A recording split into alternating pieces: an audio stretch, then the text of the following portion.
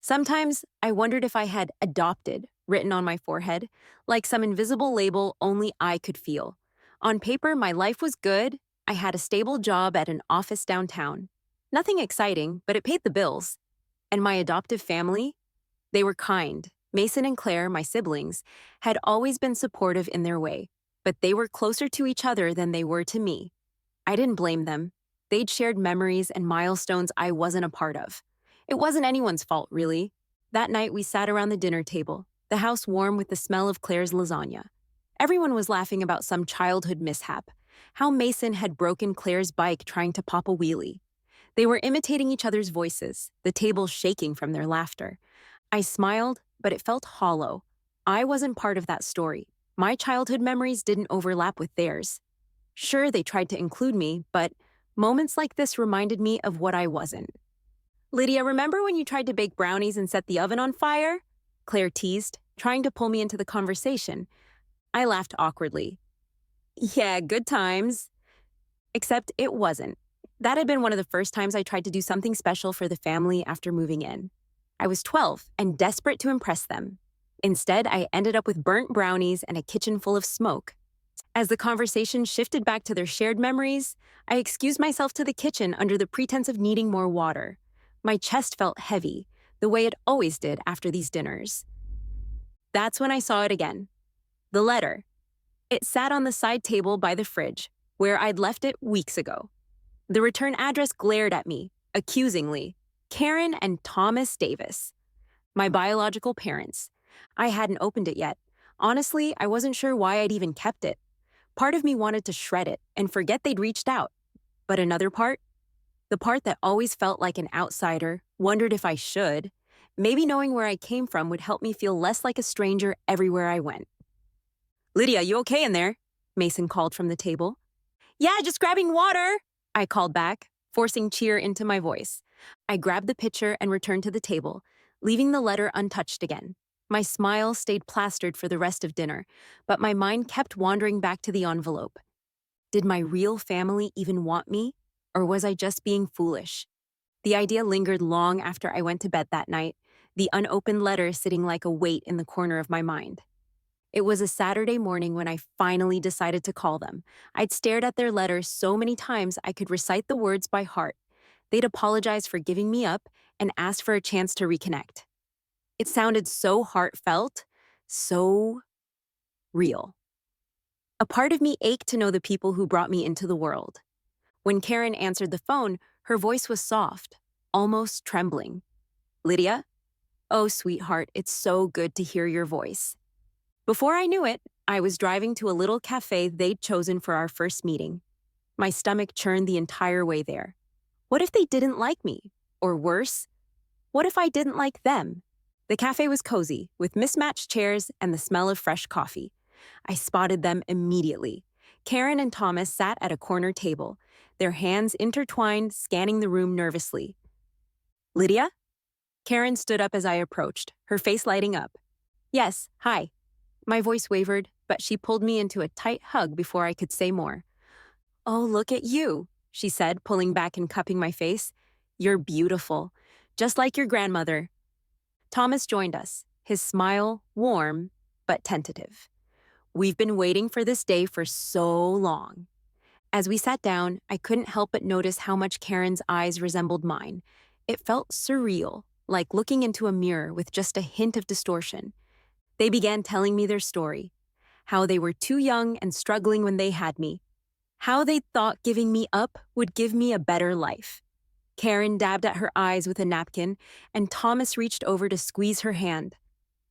It broke our hearts, Karen said, her voice cracking. Not a day went by that we didn't think about you. I didn't know what to say. Part of me wanted to believe them, to lean into their version of love and loss. But another part, quieter but persistent, whispered that their story felt a little too polished. Karen's expression softened as she brought up my late grandparents. Your grandmother would have adored you, Lydia. She always wanted us to find you. She even included you in her will. Thomas chuckled lightly. Not that it was much. They weren't exactly rolling in money. I nodded, unsure how to respond. The mention of the will felt oddly placed, but their warmth and sincerity overshadowed the nagging feeling in my gut. As the conversation continued, Karen and Thomas painted a picture of a family desperate for redemption. They shared stories of hardship, making me feel guilty for ever doubting them. By the time we finished lunch, Karen was holding my hand across the table, tears brimming in her eyes. "We just want to make things right, Lydia. We've missed so much." I left the cafe with a strange mix of emotions: hope, guilt, and an unsettling uncertainty I couldn't quite shake. Karen and Thomas started inviting me to dinners, calling me their little miracle and filling the air with promises of a future together. And slowly, without realizing it, I found myself spending less time with Mason and Claire. This was what unconditional love felt like, wasn't it? At least, that's what I told myself. But deep down, a sliver of doubt lingered, growing sharper with every smile that didn't quite reach their eyes. I was starting to believe I'd finally found my place with Karen and Thomas. They called me every day, asked about my life, and invited me over for dinners that felt warm and full of laughter. It was everything I thought I'd been missing. One evening, as we sat in their modest living room, Karen brought up the inheritance. "Lydia, sweetheart, we've been meaning to talk to you about something important," she said, her voice delicate, as if she were handling glass. Thomas nodded, his tone just as gentle. "Your grandparents' estate, it's a bit complicated. There are taxes and legal fees we didn't anticipate. We just want to make sure everything is handled properly so you don't lose anything." Karen reached for my hand. "We'd be happy to help manage it for you. We've dealt with this kind of thing before." I hesitated. Money wasn't something I'd ever had to think much about. I knew the inheritance existed, but I hadn't touched it. Still, they sounded so sincere, and they were my parents, after all. "You trust us, don't you?" Karen's eyes brimmed with that same warmth that had drawn me in from the start. "Of course," I said, feeling a pang of guilt for even hesitating. A week later, I found myself in a lawyer's office, signing papers I barely understood. "This is just to give us legal access to handle the estate," Thomas had assured me. "You'll still have full control once everything's settled." But something about it felt off. I brushed it aside, reminding myself that they only wanted to help. As I spent more time with Karen and Thomas, I saw less of Mason, Claire, and my adoptive parents. I could feel the distance growing, but I didn't know how to bridge it. Every time they called, I felt defensive, like they were trying to pull me back into a life where I'd always been second best. One evening, my adoptive mom cornered me in the kitchen during a family dinner. "Lydia, what's going on? You've barely been home, and when you are, it's like you're somewhere else." "I'm fine," I said, avoiding her gaze. "Fine? You're cutting us out of your life for people you barely know," Dad interjected from the doorway. I turned to him, anger bubbling up. "You mean my real family? Maybe I'm finally getting the love and support I've been missing here." Mason's face fell. "That's not fair, Lydia. We've always loved you." Claire, standing beside him, added quietly, "You're pushing us away for people who abandoned you." I didn't know how to respond. Their words stung, but so did the years of feeling like an outsider. "You don't understand," I muttered, grabbing my coat and leaving. A few weeks later, I overheard Karen and Thomas talking in hushed voices as I walked past their bedroom. "She signed everything over," Karen said, her tone triumphant. "Good. Once we sell off the estate, we'll be set for life," Thomas replied. "What about Lydia?" Karen asked, almost laughing. "She'll have nothing left. She's too naive to realize what's happening." My stomach dropped. I felt like the air had been knocked out of me. The warmth and love I thought I'd found were nothing but a lie. I confronted them the next morning, trembling with anger. "You used me," I said, holding back tears. "You lied about everything." Karen didn't even flinch. "You're overreacting. We're your parents. We deserve a little for everything we've been through." Thomas shrugged. "You're an adult, Lydia. You should have read the fine print." I packed my things and left, but I had nowhere to go. My adoptive family wasn't an option, not after the way I'd treated them. That night, as rain poured down, I drove aimlessly, my vision blurred by tears. I didn't see the truck until it was too late. The last thing I felt was regret, the weight of all my choices crashing down on me. I'd lost everything: my family, my inheritance, and myself. I opened my eyes to the soft glow of morning light filtering through the pale curtains of my childhood bedroom. For a moment, I felt disoriented. The familiar scent of lavender from the sachets my mom always tucked into my drawers tickled my senses. How, how was I here? I sat up slowly, clutching my blanket, my heart pounding. The last thing I remembered was the blinding headlights and the deafening crash. My hands trembled as I looked around, taking in every detail of the room that had once felt more like a borrowed space than my own. The bulletin board was pinned with faded photos of Mason, Claire, and me from summer vacations. My art supplies were still neatly organized on the desk, untouched. My laptop sat open, showing the date. I gasped. 20 years old. This was the year I reached out to Karen and Thomas. The year I tore my adoptive family apart, chasing a mirage of love and belonging. My breath hitched as memories of my first life crashed over me. Karen's betrayal, Thomas's callous shrug, the ache of Mason's words, and the icy loneliness in that car before the crash. I pressed my hands to my face, overwhelmed. But then, like the stillness after a storm, a thought settled over me. I'm alive. I looked at my hands, my legs, even touched my face. It was real. I was here. Somehow, I'd been given a second chance. The letter. My chest tightened as I spotted the envelope peeking out from under a stack of papers on my desk. Karen's handwriting stared back at me. The invitation to chaos. I tore the letter open with trembling hands, my eyes scanning the words that once filled me with hope and longing. Dearest Lydia, we've thought of you every day since the moment we gave you up. I crumpled it in my fist. No, not this time. I stood in front of the mirror, staring at my reflection. I looked so much younger, almost innocent, but I knew better now. Karen and Thomas weren't saviors, and their love wasn't unconditional. It was time to stop searching for validation from people who didn't deserve my trust. I thought about Mason's concerned face that night, the way Claire tried to pull me back before I pushed them away. They were my family, even if I hadn't always felt it. They deserved better from me. I won't make the same mistakes, I whispered to myself, clenching my fists.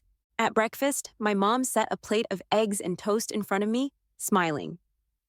You've been quiet this morning, Lydia. Everything okay? I looked up at her, really seeing her for the first time. The woman who raised me, cared for me, and loved me even when I doubted it. For the first time in years, I smiled back. A genuine one. Yeah, Mom, everything's going to be okay.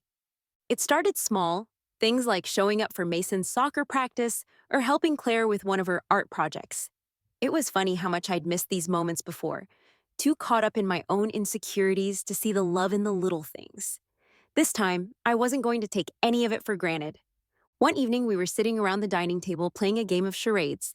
Mason was acting out something ridiculously absurd, a giraffe running from a spaceship, and Claire and I were doubled over in laughter. I couldn't remember the last time I felt so light. After the game, I lingered in the living room while Mason put away the board and Claire started sketching on the couch. I cleared my throat, my voice tentative. I wanted to say I'm sorry for before. Claire looked up from her sketchbook, her brow furrowed. Sorry for what? For pulling away, for acting like I wasn't part of this family. I know it must have hurt, and I never meant to make you feel like I didn't appreciate you both. Mason plopped down on the arm of the couch. You're being too hard on yourself, Lyd. We've always known you were different. I winced, but he smiled gently. Not in a bad way, he added quickly. You've always been searching for something, and I get that. But just so you know, you don't have to search. You've always had us. That night as I lay in bed, Mason's words replayed in my mind. But guilt gnawed at me.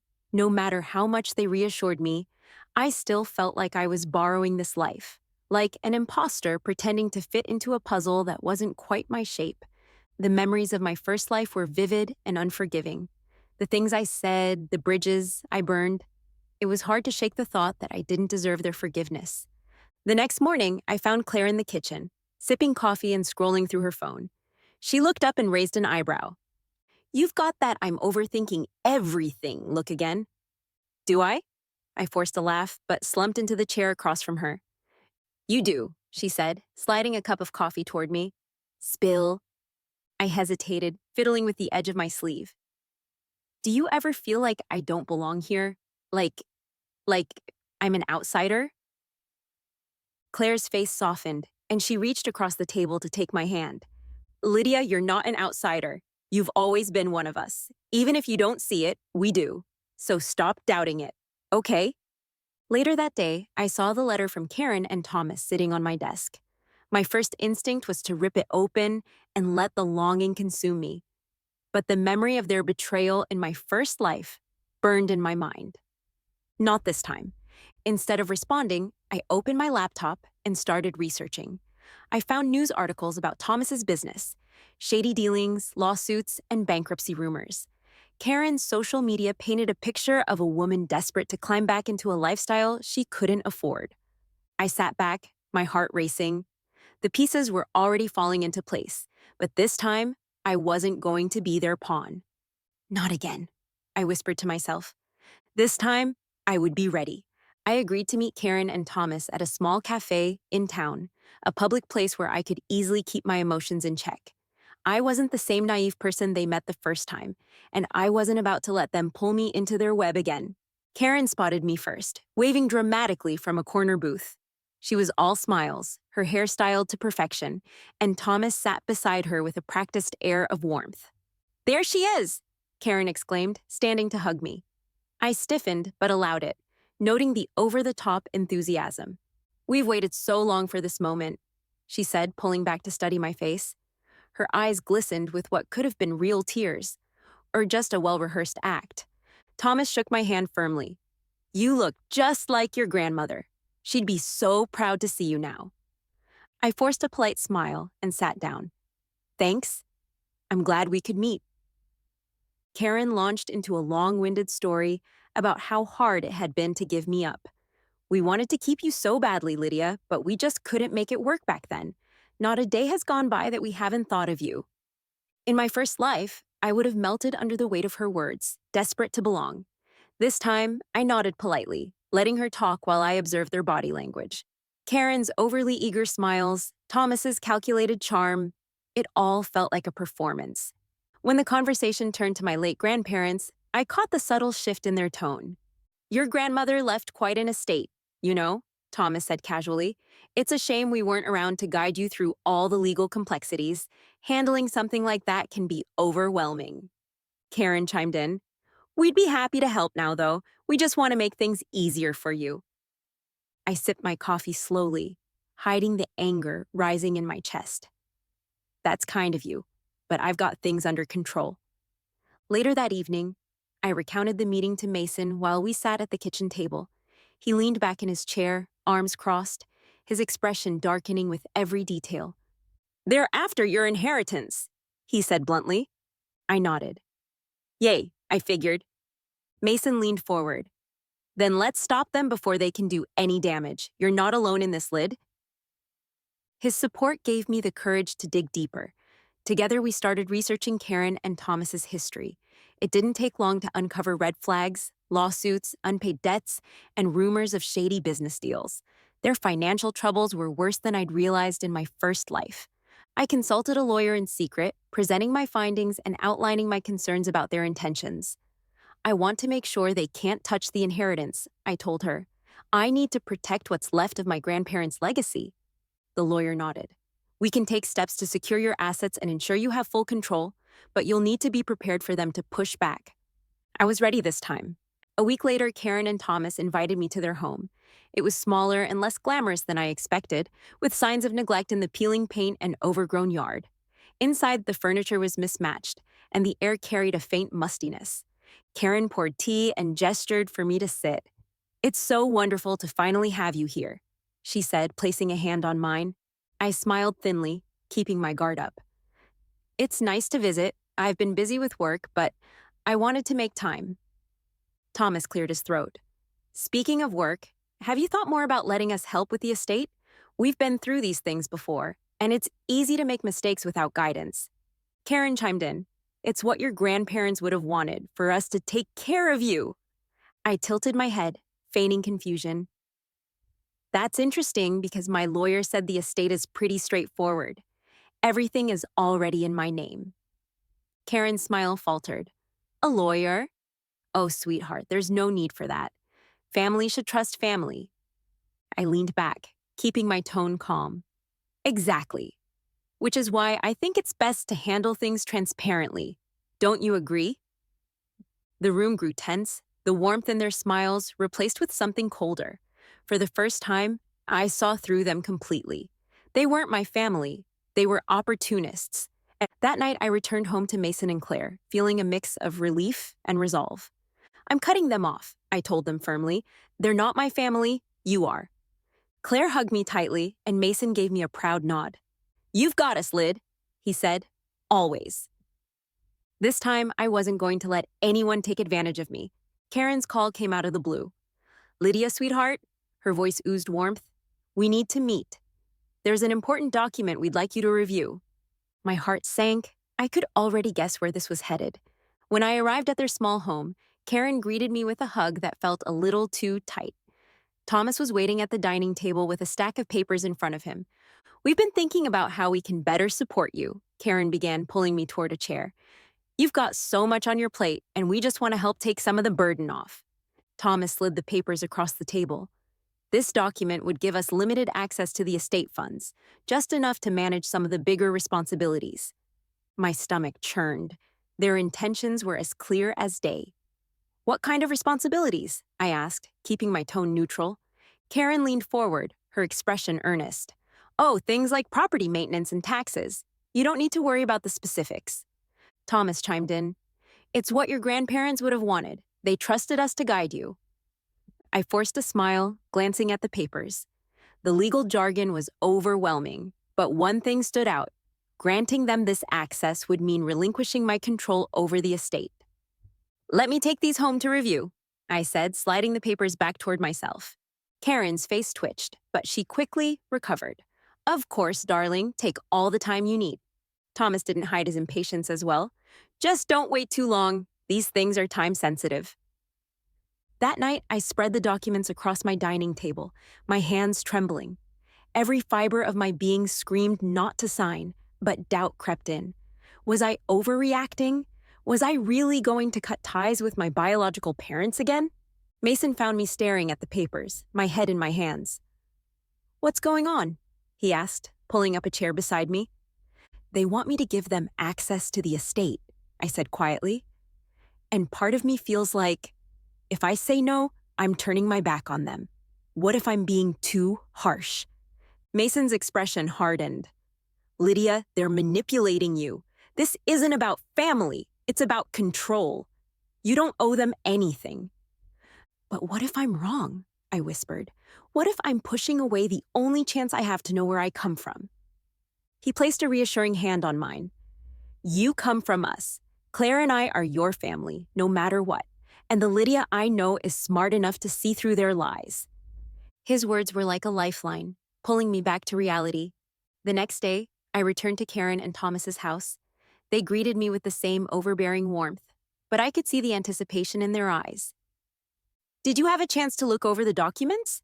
Karen asked, her voice honeyed but tight. I set the papers on the table and met their gaze. I did, and I'm not signing them. Karen's smile froze. Oh, sweetheart, you must have misunderstood. I didn't misunderstand. I cut her off. This is about control, not support. You're not doing this for me. You're doing it for yourselves. Thomas leaned forward, his face darkening. Lydia, you're being unreasonable.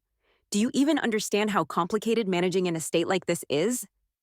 I understand perfectly, I said, my voice steady. And that's why I've already taken steps to protect it.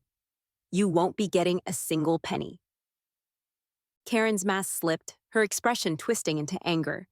We're your parents. How dare you accuse us of such things? Parents don't manipulate their children, I said, standing. You don't care about me. You care about what I can give you, and I'm done letting you use me. Karen's voice rose, but I didn't stick around to hear the rest. I walked out of the house, my heart pounding. Back at home, Mason and Claire were waiting for me. I collapsed into a chair, a mix of relief and exhaustion washing over me. How'd it go? Mason asked. They're furious, I admitted, but then I smiled. And I don't care. I said no. Claire hugged me tightly. That's my sister. she said. For the first time, I felt like I truly belonged. Not because I'd earned it, but because they'd always been my real family. I sat across from my lawyer, a no-nonsense woman named Amanda, who had been guiding me through securing my inheritance. Papers were spread out on the polished mahogany table, and her sharp eyes scanned every detail. So, with this, Amanda said, tapping a specific line on the document, Karen and Thomas are completely barred from accessing your estate. Even if they contest it, they don't have a legal leg to stand on. Relief swept over me, but a hint of sadness lingered. I didn't think I'd need to protect myself from my own biological parents, I admitted. Amanda's expression softened. Family isn't always about blood, Lydia. You're taking control of your future, and that's what matters. The pen felt heavier than I expected as I signed the final document. With each stroke, I felt a layer of their influence peeling away. Later that week, I made another visit to Amanda's office, not for more legal battles, but to start a new chapter. I had decided to donate a significant portion of my inheritance to local charities. This will go to women's shelters and educational programs, I explained to Amanda. I want to help people who've been manipulated and left with nothing. Amanda smiled. That's a beautiful way to turn something painful into something meaningful. Walking out of her office that day, I felt lighter. My future was my own, and I was determined to use it for good. A week later, I was at a bustling farmer's market with Mason and Claire. The air was filled with the smell of fresh produce and baked goods, and the sun warmed my shoulders as we browsed the stalls. I was laughing at one of Mason's terrible jokes when I heard Karen's voice. Lydia? I froze, my heart sinking. Karen and Thomas were storming toward me, their expressions a mix of anger and desperation. People turned to watch as their voices rose above the market's hum. You've betrayed us, Karen accused, her voice sharp. After everything we've done for you, this is how you repay us? Mason stepped in front of me, but I put a hand on his arm. It's okay, I said softly, stepping forward. Karen continued. We took you in, gave you a chance to know your real family, and you're throwing it all away.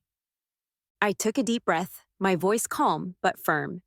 You didn't take me in out of love. You saw me as a means to an end, as a ticket to money you didn't earn. Gasps rippled through the crowd, and Karen's face turned red. That's not true, Thomas interjected. You're ungrateful. We're your parents. Parents don't manipulate their children into signing away their future, I said. Parents don't abandon their child the moment they can't benefit from them anymore. I reached into my bag and pulled out copies of the documents they had tried to make me sign. Holding them up, I said, This is proof of your intentions. You were going to take everything and leave me with nothing. Karen sputtered, That's a lie! You forged those? Lydia doesn't need to stoop to your level, Mason cut in. You've been exposed, and everyone here can see the truth. Claire joined in, her voice icy. We're her family, not you. You lost any claim to her when you decided to give her up for adoption. The crowd murmured, their sympathetic glances fueling my courage.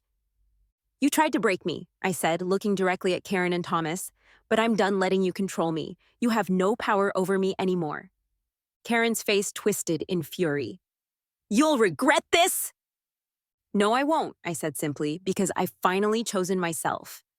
As Karen and Thomas stormed off, I felt the weight of their manipulation lift from my shoulders. Mason clapped a hand on my back. Well, that was one for the books, Claire grinned. You handled that like a pro. For the first time in years, I felt free. The truth was out, and I had nothing to fear. My future was mine to shape, and I wasn't looking back. I never thought a simple dinner could feel so monumental. But as I stood in the kitchen, stirring a pot of sauce and listening to Mason and Claire bicker over the playlist, I realized just how far we'd come. Lydia, I'm telling you, Claire's music taste is stuck in the early 2000s, Mason teased, leaning against the counter.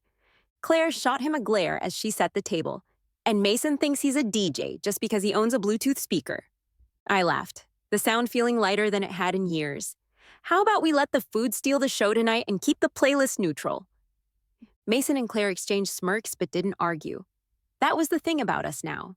There was no underlying tension, no need to tiptoe around unspoken resentments.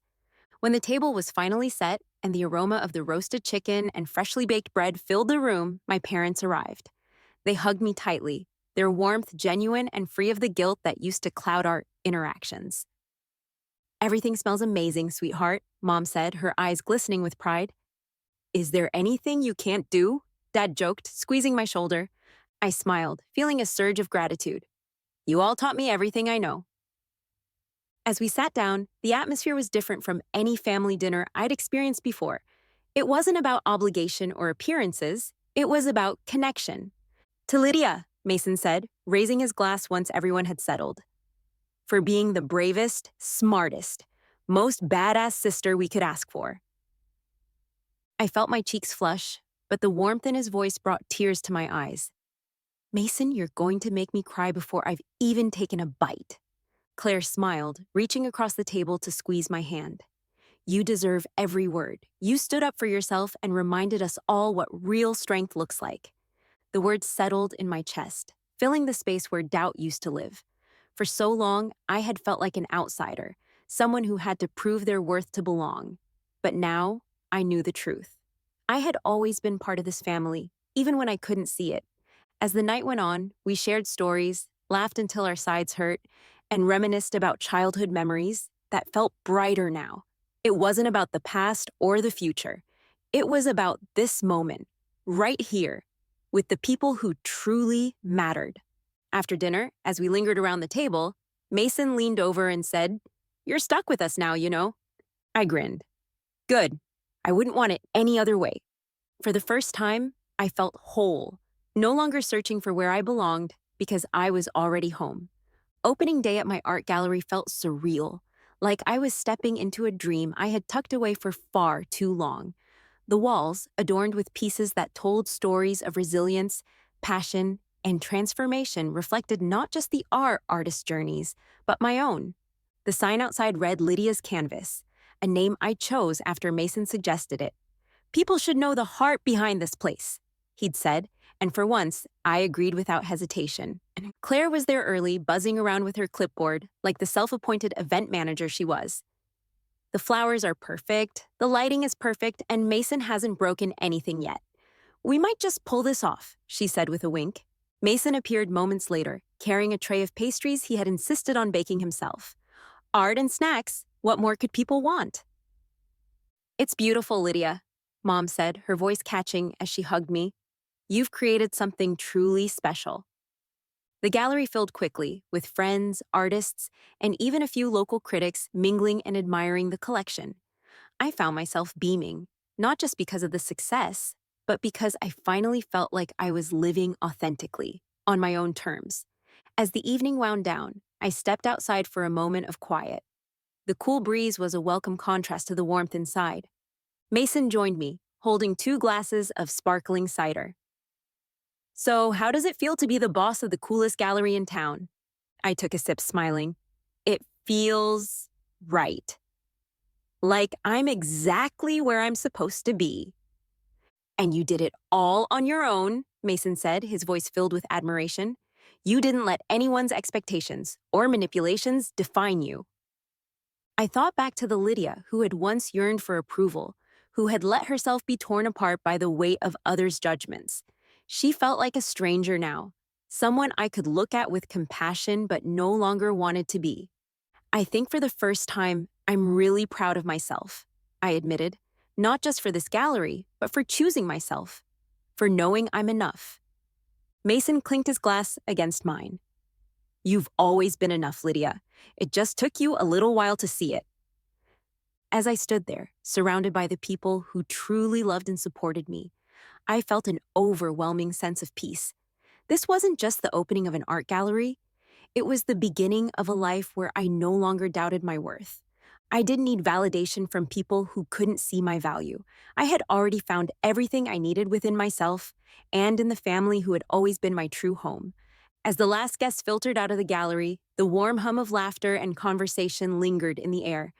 I stood by the entrance, soaking it all in. The art, the smiles, the support. It felt like my life had finally clicked into place. "All right, close your eyes." Mason's voice broke through my thoughts. I turned to see him and Claire grinning like conspirators, their hands behind their backs. What are you two up to now? I asked, half laughing. Just trust us, Claire said, nudging me playfully. I sighed but obeyed, shutting my eyes. I felt something placed in my hands, thick and a little heavy. Okay, open them.